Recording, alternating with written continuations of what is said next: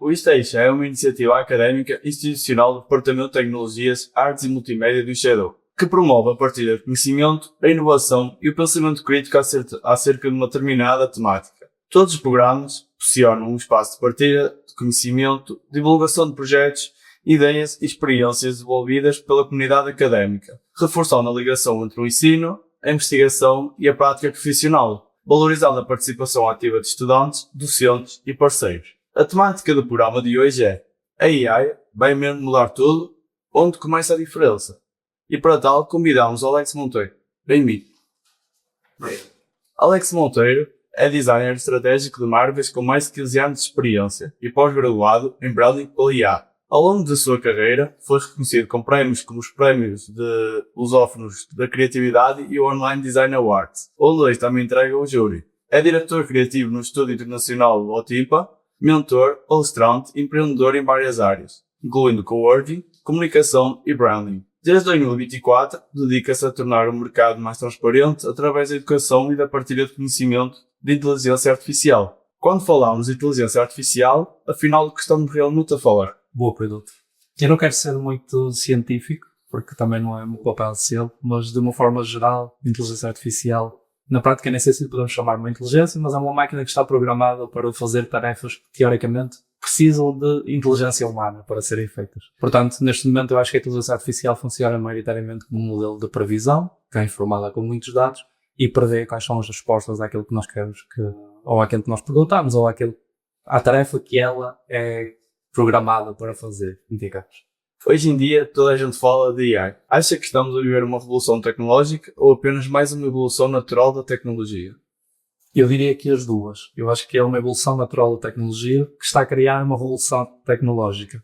Eu acho que há muita gente a comparar isto com a época da industrialização, não é? Com a revolução industrial.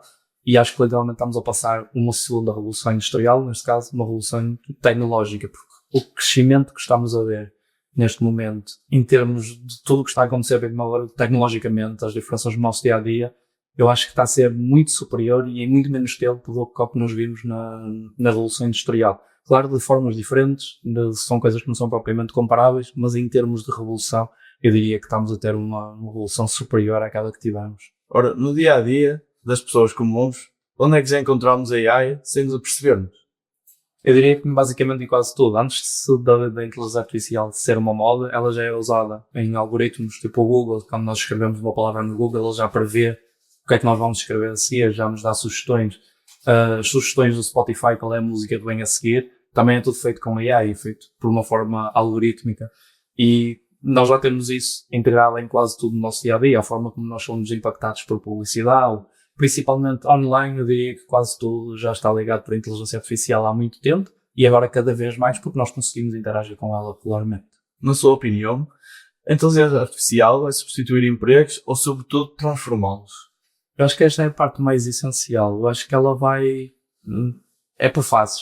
Neste momento ela está a começar a transformá-los. Futuramente eu acredito que vai haver muitos empregos que ela vai substituir. E eu estou a dizer futuramente no grande cenário, porque neste momento, na prática, muitos empregos já estão a ser substituídos. Já existem muitas empresas a fazer despedimentos em massa, já existem cargos que se estão a tornar redundantes, mas acho que o impacto ainda é pequeno. Mas vai continuar a crescer e vai continuar a impactar as nossas funções, os nossos cargos, cada vez mais.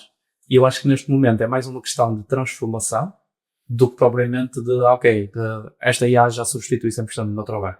A partir disso não acontece assim tão facilmente, não há com estalar de dedos, porque nós ainda temos isto, ainda temos a interação humana. Eu podia pôr aqui uma máquina a responder, eu tenho um agente treinado como quase tudo que eu sei que te podia dar as duas respostas, mas é diferente estar aqui eu a falar contigo ou estar aqui uma máquina. E isto para dizer o quê? Eu acho que nesta fase estamos numa fase de adaptação.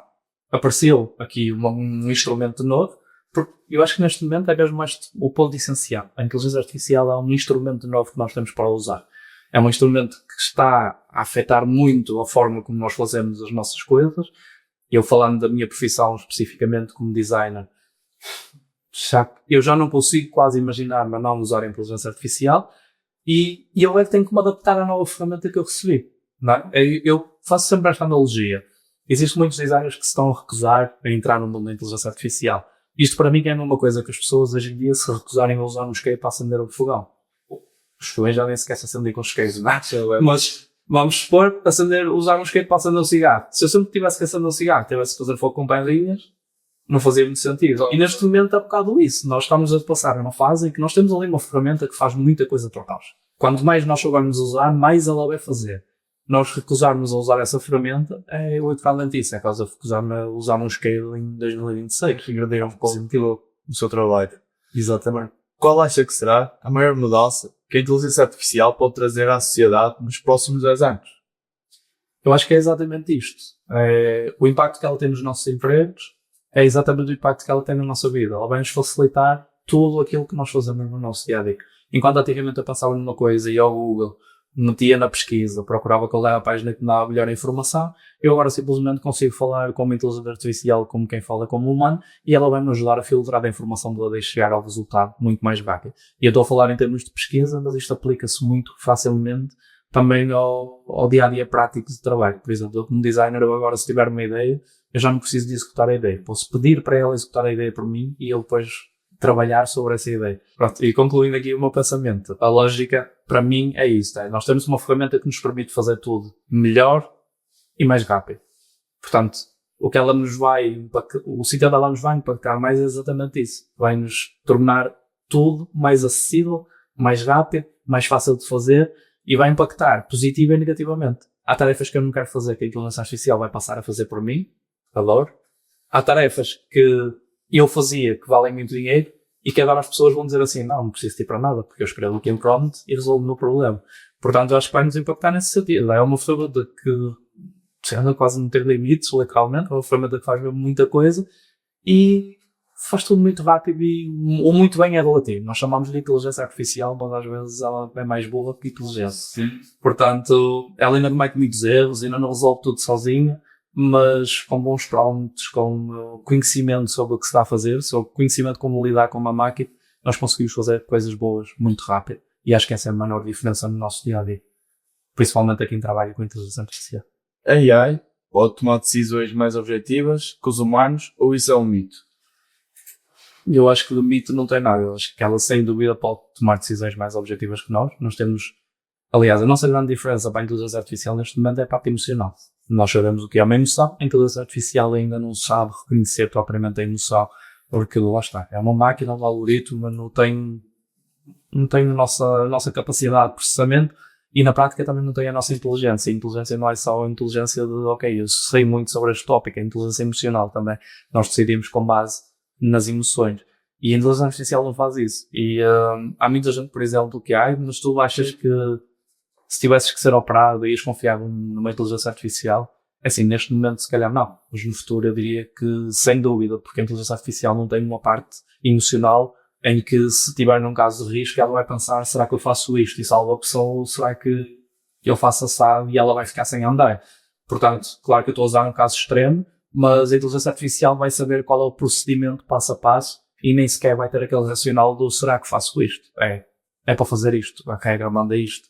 Portanto, eu acho que sem dúvida que, e já hoje em dia acontece isso, a inteligência artificial tem a capacidade de tomar decisões mais racionais, mais orientadas, do que nós que ficamos a pensar em mil coisas e temos a parte emocional que interfere muito na nossa decisão final. Até que ponto devemos confiar em sistemas de inteligência artificial para decisões importantes? Foi exatamente o que o mesmo que eu estava a dizer. Acho que podemos confiar, quer dizer, neste momento, da forma como os agentes trabalham, ainda devemos desconfiar de todas as respostas que eles nos dão. Existe uma coisa na inteligência artificial que é a alucinação, e essa alucinação acontece muito constantemente. E é muito importante nós validarmos as fontes, é muito importante nós questionarmos a inteligência artificial se ela tem certeza daquilo que nos está a dizer, e revermos quase tudo, eu não digo tudo, mas revermos grande parte daquilo que ela faz. Exatamente por causa disso. Tipo, nós vamos poder confiar, de certeza, e podemos confiar quando sabemos que demos o prompt certo e que validamos a informação, mas acho que também é um processo gradual. É um processo de tentarmos perceber que ela ainda não é perfeita, já é muito avançada, mas que ainda comete muitos erros. E nós não podemos também fechar os olhos e dizer a inteligência artificial vai resolver por mim. Requer uma validação, requer uma revisão, requer estarmos atentos. Mas, sem dúvida que, se podemos confiar ou não, eu diria que sim, porque Eu tenho dito isto muitas vezes, não é? Eu tenho ali uma máquina treinada com toda a informação do mundo, tenho acesso a toda a informação do mundo quase no estalar de dedos, e que eu vou confiar no meu cérebro, que tem os seus 30 e tal anos a absorver a informação aos pouquinhos, porque não cabe tudo. Onde é que deve existir uma linha vermelha ao desenvolvimento da inteligência artificial? Eu acho que esse tem sido um dos pontos de preocupação principal de quase toda a gente que trabalha com inteligência artificial e principalmente de pessoas que estão no desenvolvimento de inteligência artificial, que é o ponto da segurança. Toda a gente que está a ouvir isto provavelmente já ouviu falar de a inteligência artificial vai dominar o mundo e nós vamos ser dominados pela máquina e vai notar os humanos todos. Eu acho que não podemos ir a esse extremo já, poderá acontecer ou não sabemos, mas acho que não podemos pensar nisso já, temos que pensar nos passos que nós damos todos os dias para que isso não aconteça. E um dos pontos essenciais, a linha vermelha para mim, é mesmo a questão da segurança, que é quem está a desenvolvê-la, ter a certeza que está a desenvolvê-la de um ponto em que tem um botão de off, de ela está-se a desviar, cansado. E, infelizmente, por questões económicas, cada vez está a ser mais ignorada a parte da segurança, atira para a frente, e há de se ver o que é que acontece, e depois se quisermos o botão off para ela deixar de controlar as coisas, se calhar não o vamos ter. E eu acho que a linha vermelha é exatamente essa, principalmente a parte da segurança. Por exemplo, recentemente saiu uma ferramenta chamada, acho que aquilo depois trocou de nome, mas é o OpenClaw ou qualquer coisa assim do género, que tem acesso ao nosso computador e faz as coisas por nós. As pessoas, altamente, vou instalar isto e vou dar OK e ele vai controlar o meu computador todo. E nós dizemos, OK, olha, organiza umas pastas de desktop, e ele chega ali a um ponto do processamento que diz assim, eu estou aqui até trabalho a organizar isto, mas é apagar tudo. E não te pede autorização, uma paga de computador todo. Conclusão. Eu acho que temos que perceber exatamente qual é a abertura que nós vamos dar a esta máquina, a este monstro que nós estamos a criar. Que é, ele tem acesso a tudo, controla tudo, é ele que carrega no botãozinho quando for para lançar mísseis.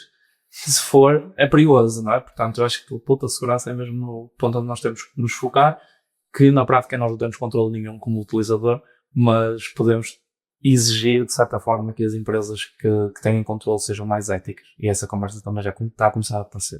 Existe o risco de dependermos demasiado da inteligência artificial? Existe o risco de dependermos demasiado da internet? É assim, eu acho que sim. Eu acho que, quando vocês não sabem, mas eu já dependo da inteligência artificial. Eu, se acordar de manhã, que já acontece isto às vezes, acordo de manhã, escrevo uma coisa no colo, e ele diz, temporariamente indisponível. Pronto, olha, vou tomar café, vou dar uma volta, vou tomar um pequeno almoço, porque já nem sei muito bem como é que eu hei de proceder se não tiver aquilo. Mas também só tenho capacidade de fazer isto porque o meu processo mudou tanto e é tão mais rápido agora com a inteligência artificial que eu posso me dar ao luxo que se a inteligência artificial tiver uma hora em baixo, é mais vantajoso para mim parar de trabalhar e descansar do que tentar fazer o trabalho que eu ia fazer naquela hora, porque vai-me demorar muito mais tempo do que esperar pela inteligência artificial. Claro que isto é um caso específico, mas já vamos a depender dela. Eu agora preciso saber isto, penso, vou ao ChatGPT, ou vou ao Claude, ou um LLM qualquer. Já não penso, vou ao Google pesquisar, que não faz sentido nenhum. E, principalmente para mim, trabalho muito com o mercado internacional. O inglês é uma língua que eu domino, mas não é uma língua nativa. Conclusão, eu tenho agentes para pedir para mais alguma coisa. O cliente envia-me um e-mail em inglês com um feedback de um projeto, e eu, dentro do meu agentezinho, olha, diz-me que é que ele resume tudo aquilo que ele disse para as partes que são essenciais e prepara já uma resposta. E ele já me vai responder a tudo detalhadamente. Conclusão, eu não preciso estar a pensar e agora vou ler detalhadamente o que o cliente me disse. Agora vou pensar como é que vou responder a cada coisa. Não, isso já não existe. Bota para a frente e a inteligência artificial vai resolver. Tiras-me isso e eu fico, ok, como é que eu trabalhava antigamente? Tinha que pensar, está bem. Então se calhar vou começar a puxar um bocadinho pelo cérebro. Tem as suas partes positivas e negativas. Acho que, principalmente para as novas gerações que já nascem de inteligência artificial em todo o lado, vai ter que haver aqui uma readaptação para nós percebermos onde é que temos que usar o cérebro e onde é que não temos. Se nós não usarmos o cérebro para nada, se a inteligência artificial de responder a tudo, também vamos começar a ser quase inúteis, não é? Tipo, eu só sei dizer aquilo que a inteligência artificial me diz, mas a verdade é que hoje em dia nós precisamos disso. Eu já dependo da inteligência artificial. O verdadeiro desafio da inteligência artificial será tecnológico ou humano? Eu acho que é difícil, vai depender em quanto tempo é que estamos a falar de hiato. Acho que existe aqui uma certa resistência da parte do ser humano a adaptar-se à tecnologia. Por exemplo, eu já estou à procura de pessoas que dominem inteligência artificial para integrar projetos comigo e encontro muito pouca mão de obra. Existe muita resistência, existem pessoas que não estão a conseguir acompanhar porque no dia a dia têm que trabalhar e não podem dar a estudar uma ferramenta completamente nova. E neste momento temos aqui sempre esta questão humana de, ok, existe uma certa reticência, será que vale a pena eu aprender isto? Mas eu vou aprender esta ferramenta e amanhã saio uma nova. Portanto, eu acho que neste momento é 100% humano. A ferramenta está lá e os humanos vão ter que se adaptar a ela e temos que nos mobilizar para nos adaptar à ferramenta. Futuramente vai ser tecnológico, porque neste momento não acredito que exista meios no mundo para toda a gente ter robô, por exemplo. Eu tenho um robô em casa, o custos de produção, matéria-prima, se a gente tivesse a robô, provavelmente destruía o planeta antes de a gente ter o robô. Conclusão, neste momento é humano, é a adaptação do ser humano à máquina. Futuramente, se começarmos a produzir cada vez mais com AI, ou a AI nos começa a dar novas soluções de produtos e de composições que nós podemos usar para criar um robô com um material que temos sem destruir o planeta, ou então essa parte tecnológica vai começar a ser limitada, não é? Nós pensamos, porque numa fábrica de produção de carros já é quase tudo robotizado, mas vamos conseguir robotizar a 100%. E o investimento que é necessário para pagar as máquinas todas e para desenvolver aquela tecnologia, muitas empresas. Eu tenho um amigo que mandou uma coisa comigo muito engraçada, que foi: Alex, tu achas que a inteligência artificial vai dominar o mundo e não existe pessoas a viver sem internet? E é mesmo isto, tipo, o mundo não se desenvolve todo ao mesmo tempo. Se calhar em grandes centros vamos ter carros autónomos, vamos ter carros voadores. Agora, ali na Sagrada Estrela não vai haver um carro voador, não há hipótese. E eu acho que é por aí. Neste momento temos uma limitação lá, mas a limitação a longo prazo vai ser mais tecnológica, porque as pessoas vão ter que deixar de fazer isto.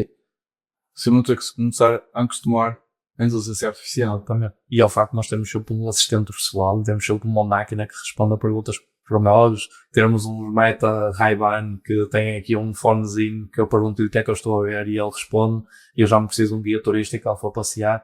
Temos aqui muita coisa que influencia. Alex Monteiro, agradecemos o seu tempo e disponibilidade para nos ajudar a compreender o que é inteligência artificial. O Isto é Cheio volta no próximo episódio com um novo tema e um novo convidado. Contamos convosco desse lado. Até breve.